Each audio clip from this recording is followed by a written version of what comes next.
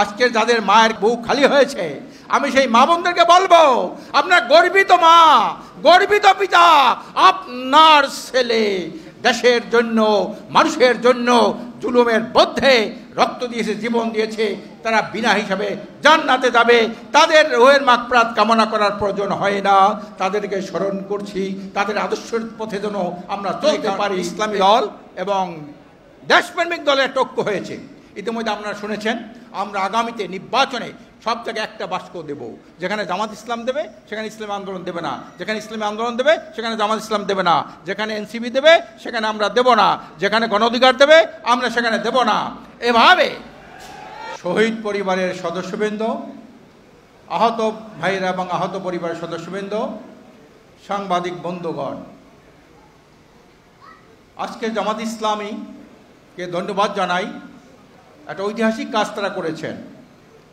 ইতিহাস যাতে বিকৃতি হতে না পারে, ইতিহাস এই যে 24 জুলাইয়ের ইতিহাসকে নিয়ে কেউ ব্যবসা বাণিজ্য করতে না পারে, এই চেতনাকে কেন্দ্র করে যে ব্যবসা বাণিজ্য করেছিল শেখ মুজিবুর রহমানের গোষ্ঠী, 71 চেতনাকে ধারণ করে চেতনা নিয়ে তারা বাণিজ্য করেছে, দলীয় স্বার্থ উদ্ধার করেছে, প্রায় 1 লক্ষের মতো ভুয়া মুক্তিযোদ্ধা সৃষ্টি করে দেশের লক্ষ লক্ষ কোটি টাকা আত্মসাৎ করেছে।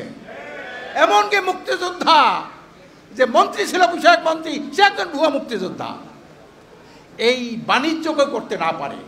আবার 90-এর চেতনা, এরশাদের যে চেতনা, এর স্থানের যে পতন, তারপরে গণতান্ত্রিক চেতনা, এই গণতান্ত্রিক চেতনার নামে অনেকগুলা গণতান্ত্রিক দল হয়েছে, তারাও কিন্তু গণতন্ত্রকে হত্যা করে এই গণতন্ত্রের নামে তারা বাণিজ্য করেছে।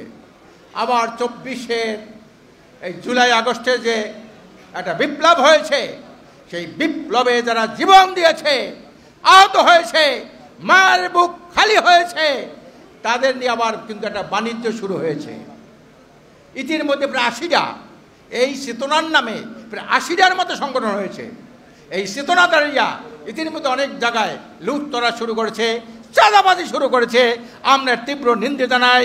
আজকে আমি ধন্যবাদ জানাই জামাত ইসলামকে, এই শহীদ পরিবার নিয়ে তালিকা নিয়ে, আহতদের তালিকা নিয়ে কেউ ব্যবসা বাণিজ্য না করতে পারে সেজন্য একটা দলিল প্রস্তুত করেছে। এই জন্য তাদেরকে আবারও ধন্যবাদ জানাই।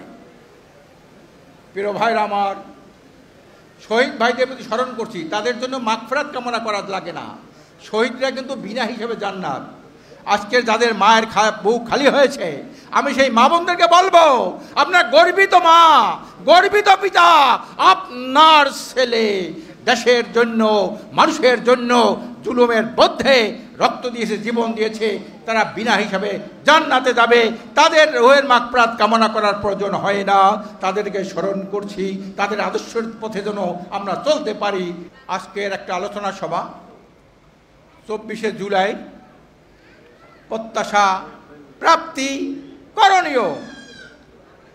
প্রত্যাশা তো 71 সালে অনেক প্রত্যাশা ছিল, 90-তে অনেক প্রত্যাশা ছিল, এখানেও এক প্রত্যাশা আছে, কিন্তু প্রাপ্তি খুবই নগণ্য। প্রত্যাশার তুলনায় প্রাপ্তি আমরা যেটা পেয়েছি বিগত দিনে খুবই নগণ্য পেয়েছি আমরা। কাজেই প্রত্যাশা সাথে প্রাপ্তির সমন্বয় কখন হবে? যদি যারা এই বিপ্লবের পরে যারা ক্ষমতায় আসে তারা যদি ইমানদার হয়, দেশপ্রেমিক হয়, আল্লাহভীরু হয়, তখন তাদের থেকে প্রত্যাশা আশা করা যায়। আর যারা আগে যাদের বিরুদ্ধে আন্দোলন হয়েছে, বিপ্লব হয়েছে, ফ্যাসিস্ট আওয়ামী লীগের মধ্যে, পরবর্তী যারা ক্ষমতা আসবে তারাই যদি আবার আওয়ামী লীগের চরিত্রবান হয়, এর থেকে কিছু আশা করেন না। এর থেকে কি আশা করা যায়? গাভী থেকে যদি দুধ পাওয়া যায়, আর এই দুধ কিন্তু বড়দের কাছে আশা করা যায় না। সংগ্রামী ভাইরা আমার, আজকের আমরা কি দেখতে পাই? একটা ঐক্যমত্য কমিশন হয়েছে, একটা নাটক সাজিয়েছে তারা। আজকের অন্য কোনো শক্তির ইঙ্গিতে তারা কথা বলে। এখানে জাতীয় দাবিতে পরিণত হয়েছে।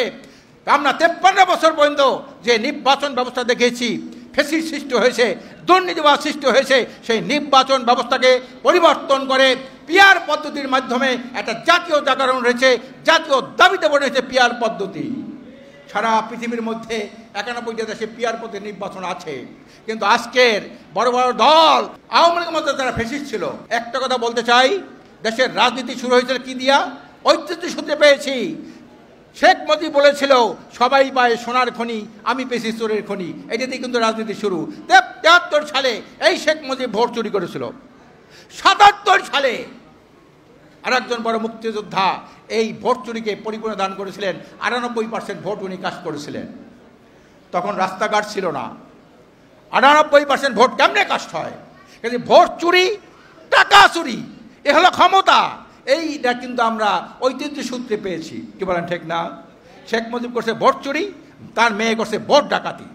এই জন্যে আমরা আগামীতে যাতে একটা দুর্নীতি, দুঃশাসন, সন্ত্রাস মুক্ত, মাদক মুক্ত, এটি সুখী সমৃদ্ধ কল্যাণ রাষ্ট্র প্রতিষ্ঠা করতে পারি, এই জন্য এখানে ইসলামী দল এবং দেশপ্রেমিক দলের একটা ঐক্য হয়েছে। ইতিমধ্যে আপনারা শুনেছেন, আমরা আগামীতে নির্বাচনে সব জায়গায় একটা বাক্স দেব। যেখানে জামাত ইসলাম দেবে সেখানে ইসলামী আন্দোলন দেবে না, যেখানে ইসলামী আন্দোলন দেবে সেখানে জামাত ইসলাম দেবে না, যেখানে এনসিপি দেবে সেখানে আমরা দেব না, যেখানে গণ অধিকার দেবে আমরা সেখানে দেব না। এভাবে এতে এই কারণে এই ঘোষণার সাথে সাথে এই ঘোষণা দিয়েছিলেন পীর সাহেব চরমনাই। উনি পরিষ্কার বলেছে আগামী নির্বাচনে এমন ফলাফল করতে হবে কোনো ফ্যাসিস্ট, ভারতের তাবেদার দালাল, কোনো দুর্নীতিবাদ যাতে আপনার ক্ষমতায় আসতে না পারে। আপনি জানেন ইতিমধ্যে প্রমাণ হয়ে গেছে এমন কিছু দল খালি নির্বাচন দাবি করে ক্ষমতায় যাওয়ার জন্য পাগল মারা হয়ে গেছে।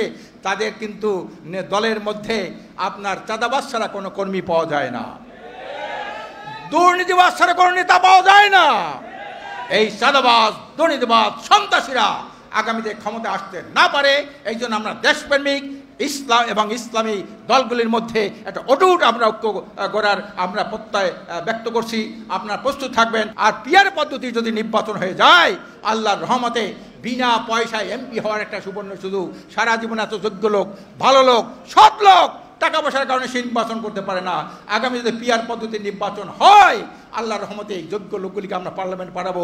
পার্লামেন্ট হবে একটা মেধার পদ্ধতি হবে, একটা যোগ্য পার্লামেন্ট হবে, একটা কার্যকরী সংসদ হবে।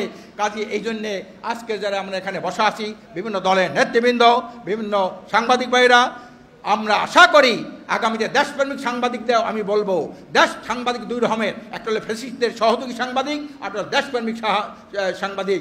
দলগুলোর মধ্যেও কিছু আছে ফ্যাসিস্টদের সহযোগী, আমরা দেখেছি ঐক্যমত্য কমিশনের ফ্যাসিস্টদের সহযোগী কিছু আছে দেশপ্রেমিক সংগঠন। আমরা চাই সকল দেশপ্রেমিক, দিনদার, ইসলামী সংগঠন, সাংবাদিক এবং বিভিন্ন রাজনৈতিক দলের নেতৃবৃন্দ ঐক্যবদ্ধ হয়ে আমরা আগামীতে একটা সুন্দর একটা কল্যাণ রাষ্ট্র উপহার দেব।